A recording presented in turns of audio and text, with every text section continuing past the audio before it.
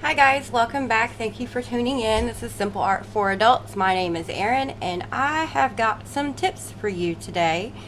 The title of this video is called What to Do When Your Colored Pencils Keep Breaking. And we have all experienced this problem. I have one right here that it's one of the shuttle art pencils that I ordered from Amazon.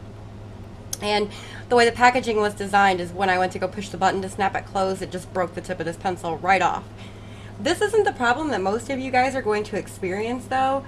The biggest problem I hear is with the super soft pencils like the Prismacolors and perhaps even these. What happens is that they get like damaged in transit, right? So they're like in the truck and they're bouncing around, smacking each other. And by the time they get to you, the core is cracked all the way down the center. And a lot of the less expensive pencils and even the Prismacolors, since they changed hands, they're not made the same way anymore. So a lot of the more expensive pencils will have the core glued to the barrel all the way through, so you don't have to worry about that. Prismacolors aren't like that anymore. I don't know that they ever were. The pencils like these, the shuttle art, they certainly are not. So if I were to drop this pencil on the ground, it's likely going to shatter this entire core. Now that's a problem for many reasons, obviously, because you're going to go to sharpen your pencil, you're going to put it in your sharpener, and you're going to start sharpening, and the core is just going to fall out on you. So you're going to have like no pencil left by the end. Fortunately, there are some things that you can do to prevent this from happening. Your pencil sharpener at this point, it's going to play a role, and I have, as you can see, I've got a bunch of different sharpeners out here, and we're going to talk about every single one. But the number one thing that you can do to keep your pencils from breaking is to not drop them. And that's the absolute number one best thing that you can do. Number two, if you keep your pencils in a case like this one, right? I may have to move a couple things out of the way. If you keep your pencils in a case like this, and this is where I keep my Marco Raffines that I'm using right now, right? And so let's say you go in here and you pull your pencil out and then you smash the thing closed. You just let it fluff closed. All your pencils are smashing against each other in there. So you're going to crack them. And it's going to happen. And that's bad. And that's why your pencil cores keep falling out as you sharpen. So we need to be careful with the pencils, number one. I realize there's not a lot you can do about your mail guy or UPS guy or gal or postal lady or whoever brings your supplies. But while they're in your care, just try to be very, very careful with them. Don't drop them. Don't let them smash against each other, that kind of thing. That's going to prevent a whole lot of headaches for you. If you get a set of pencils and you notice that there are multiple ones that as you're sharpening them, the core just falls out, if they are primarily wax, and I think every single colored pencil has both wax and oil, it's just that some have more oil than others. And some may just be wax, but all oil pencils also have wax. Anyway, to make a long story short, if you have an oil-based pencil, like a Marco Renoir or even the Polychromos, I don't know if this tip's going to work for you because I personally have not tried it. But if it's a wax-based pencil, like a Prismacolor or like the shuttle art pencil, what you can do is you take the whole set of pencils, the whole entire thing, and you put it in a nice warm place. Hot even. Put it in a hot place. The way I did it with mine when I got my Prismacolors and they were damaged, they had been shaken around and the cores were breaking. The whole case, the whole pencil case, I keep my Prismacolors in, and I put it in the trunk of my car on a hot summer day for about, I don't know, like 2 hours. And then I went and got the case, so I brought it back in, and I let it sit at room temperature and cool down and get nice and cold again. Lo and behold, no more broken pencils. What's happening is that the wax inside the pencil, when it sits in the heat, is softening, and it kind of fuses itself back together. So that's a wonderful tip. The only thing, I don't want you to ruin your pencils, so don't go put them in a hot spot and forget about them, because if you do, please don't blame me. Keep an eye on them. Make sure that they get nice and warm, but you don't want to completely melt them either. Now, if you just have a handful that are doing this, where you're sharpening and the cores are falling out, if you have a heating pad, like what you would put on your back or on the back of your neck when you're in pain, turn your heating pad on like medium, and then put your pencils that keep breaking inside it, and then fold it closed, and leave it like that for, I don't know, maybe 5 minutes, 10 minutes, and then feel your pencil and see if it's nice and hot.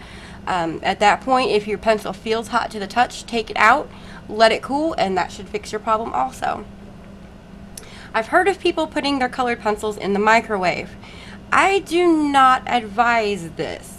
A lot of these pencils have this metal on them. Like, this is actually real metal in some cases. Or it's got like metal flecks in the paint.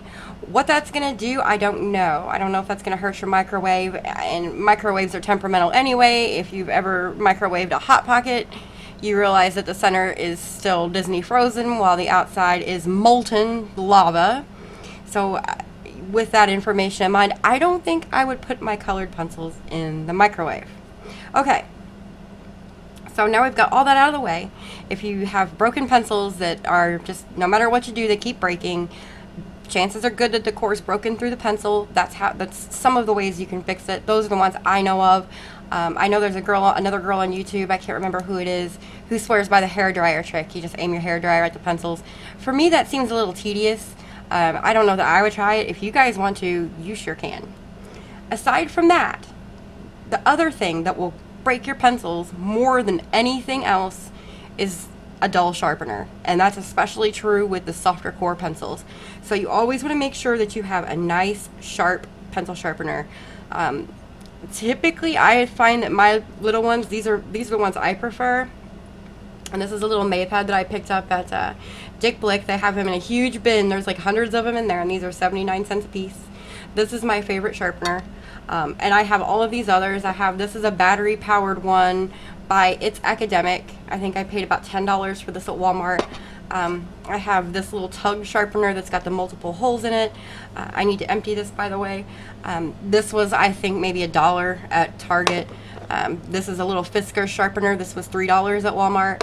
Of course, my little Maypad, and then my Boss Stitch electric sharpener that I have that sits on my desk that I never ever use for colored pencils, and I will show you why.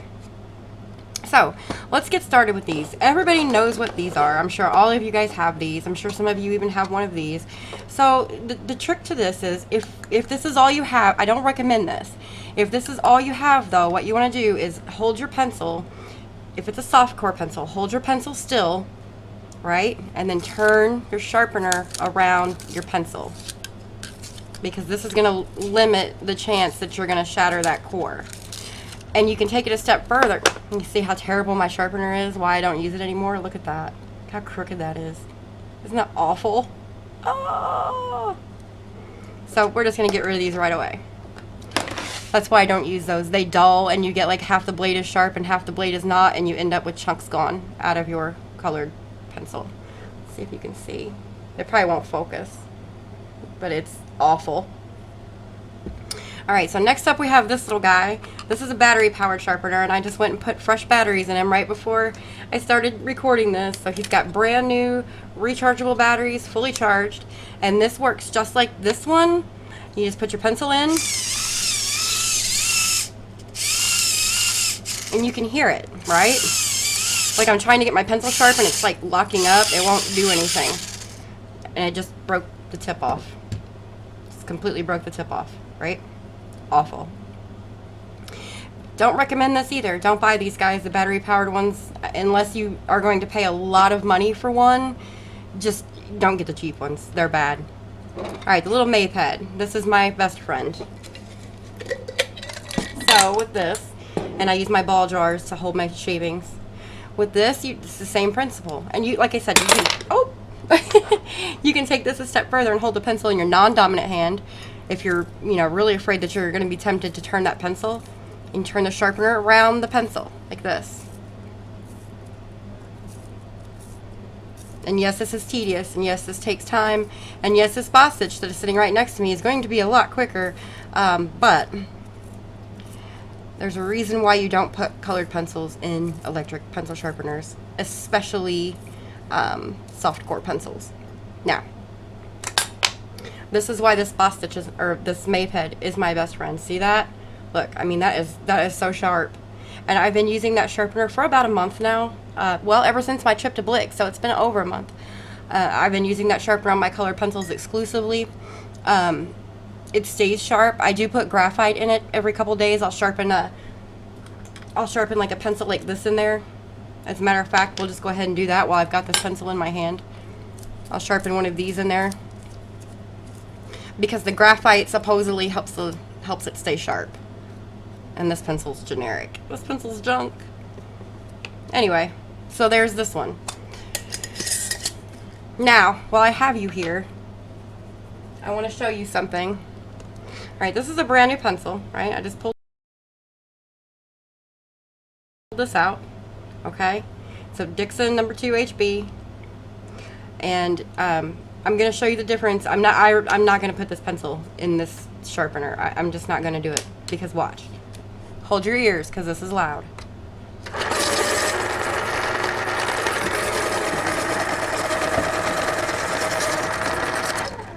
Okay. First and foremost, I'm not sure if it's the sharpener or if it's the pencil, but if you see on this end, see how there's no graphite showing? And on this end, there's the graphite. It does this with every pencil, number one. I don't have such a problem with it when it's like a homework pencil or whatever, but when I'm coloring, I don't want my pencil sharpened crooked. So that's a big no-no for me. That's reason number one why I don't use this. Reason number two, and I don't know if you'll be able to see this or not. Oh my goodness, this thing's overflowing. Yeah, I can't get the camera in there. But down in there, you see this little, I'm not going to stick my finger all the way in it, so don't freak out. There's a little blade, right? That's what sharpens your pencils. Okay, so when you when you have the cover on and you go to stick your pencil down inside of this sharpener, what happens is that that blade rotates all around your pencil, and it takes off the wood and the core until you get a nice sharp core. If it's a soft core pencil, you have to remember that this is electric. So when you keep the pencil in there to sharpen it, it's heating up, and this blade is spinning, and so the blade is heating up, and what's going to happen is the blade is going to melt the tip of your pencil, and you're going to have tips of soft core pencil glued to the blades. Now, if you just do 1 or 2 pencils in there, no big deal. It's not going to hurt anything, especially if you're just going to put a regular pencil in afterward. It kind of cleans it out. If you use this kind of sharpener exclusively for your colored pencils, it's not going to last you very long, because once this blade starts getting coated with all that wax and you go to put more pencils in there to sharpen them, it's just not going to do anything because it's got a coating of wax. So your pencils aren't going to get sharp, and it's going to start chewing through them. The reason I know this is because when I first started coloring, and I had the first artist grade pencils I bought were a set of Marco Renoirs, and I loved them, and I used this sharpener exclusively for them because I just figured it was the best sharpener because it's electric and it is quick. I quickly discovered that after about 10 sharpenings that my pencils weren't getting sharp anymore, and it was eating them up. It was just like chewing them. The ends of them looked chewed. And when I popped this little tray out of it so I could look down in there and see what was going on, just the whole thing was coated in that waxy stuff from the cores, from the Renoir pencils, and it wouldn't do anything. So I had to sit and take this, the blade, I can't figure out how to get it out, so I literally took alcohol, like rubbing alcohol, on a Q-tip, on one of those little sharp Q-tips, and scrubbed this thing clean. It took me like an hour and a half. I will not put my colored pencils in these anymore. Number one, it's pointless. Number two, it'll ruin your pencil sharpener, and it'll ruin your pencils too. Like I said, if you just want to do 1 or 2 and you use your sharpener regularly for regular graphite pencils, and you just want to do like 1 or 2 pencils in it, that should be okay. But you're taking a chance that it's going to eat up a bunch of your pencil trying to sharpen it. Otherwise, I wouldn't recommend it. I'm not going to sit here and tell you guys that. I'm going to clean this out while I'm here.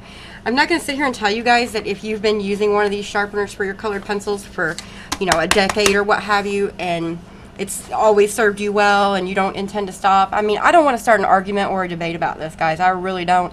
I'm just giving you my experience and my opinion with this sharpener. Sorry about that. My USB cord for my camera just fell, so it's going to shake for a second. I don't know what, there's a ghost in here. Casper's at it again. If my grandma was alive, she'd say it was Elvis.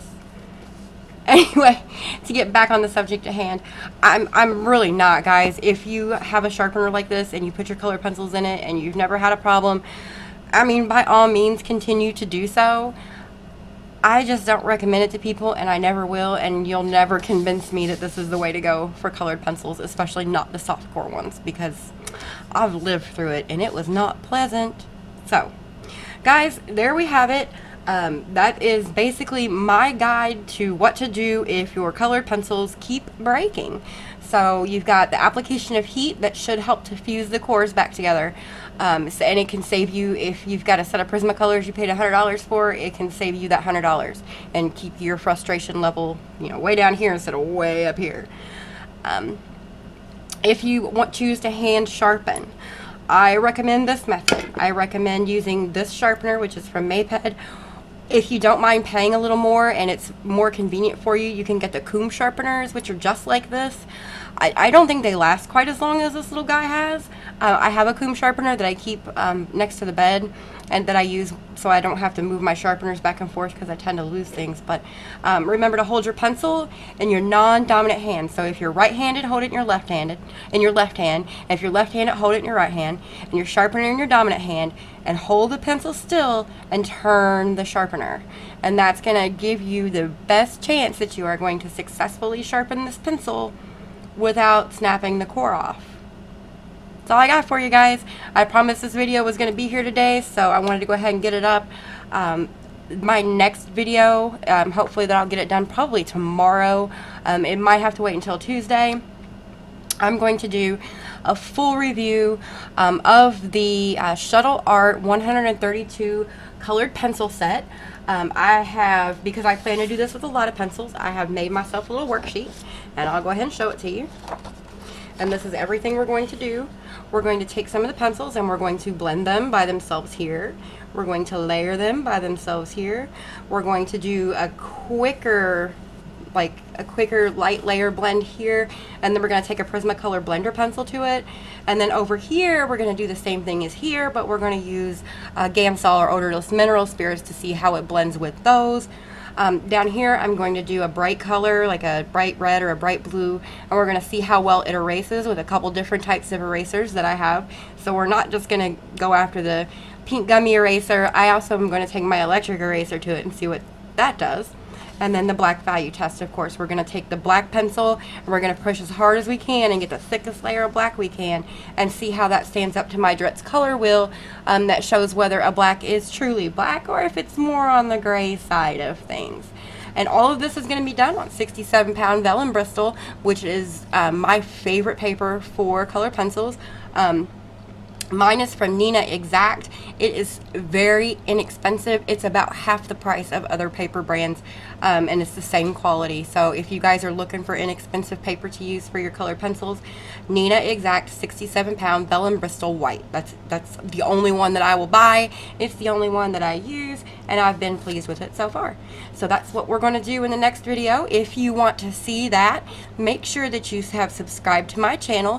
Hit the notification bell down there too if you haven't done that already, so this way you'll get a notification on your phone or desktop whenever that video is ready for you to watch. We hit 1,000 subscribers, guys. I'm so happy. You guys have helped me hit 1,000 subscribers. 1,000 people actively watch my videos. That is absolutely insane. I'm freaking out right now because that's crazy. I want to thank each and every one of you personally for taking time out of your day to come and watch my channel, for all of your helpful hints and advice and things that you leave in the comments. You guys are wonderful. I have the greatest YouTube audience, I think, ever. And another thing that I'm going to do is when I hit 2,000 subscribers, we're going to do a giveaway. I don't know what I'm going to be giving away, and I don't have a whole lot of money, so don't be expecting the 120 polychromos set or anything like that. But I'm going to make it something fun and interesting that whoever wins, I'm sure is going to love and use. So share with your friends, get them to subscribe. Once I get to 2,000 subs, we're going to do a little contest, and it's just going to be random. I'm not going to make you go like my website or anything like that. We're just going to do a random kind of contest of some sort. But yeah, we're growing, guys. I'm so excited. Let's keep doing it, and then once we get there, think of something to give away. If you guys got any suggestions about what I should give away, feel free to stick them down in the comments. I've got a few different sets of colored pencils laying around that I don't really use. I've only purchased them to review, so maybe we can do something like that. Maybe I can buy a set of 48 Prismacolors or something and give those to one of you guys. A coloring book or two. I don't know. Possibilities are endless. Thanks, guys. I really appreciate you coming to visit with me today. Have a good night and happy coloring.